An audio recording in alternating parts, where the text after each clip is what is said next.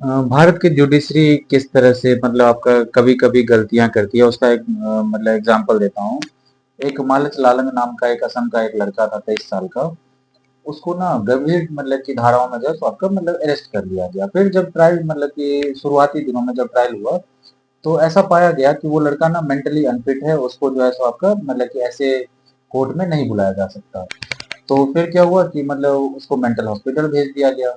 तो डॉक्टरों ने कुछ दिन इलाज करने के बाद जो है सो उनको रिकमेंड किया कि अब ये सही हो गया है, आप इनका ट्रायल चला सकते हो, अब ये सही है।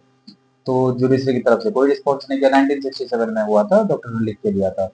फिर इसलिए में बहुत ज्यादा टाइम बीत गया, 1996 में फिर से लिख के दिया कि वो सही हो चुका है, अब इसका ट्रायल ले लीजिए। लेकिन मतलब जुडिशरी भूल चुकी थी उसको। मतलब उसको 2005 में छोड़ा गया, तब तक 54 साल बीत चुके थे। मतलब वो 23 साल का लड़का जो अरेस्ट हुआ था वो 77 साल का हो चुका था। तो इसीलिए भारत में फंडामेंटल राइट्स जो है ना बहुत ही जरूरी है, बहुत ही जरूरी है।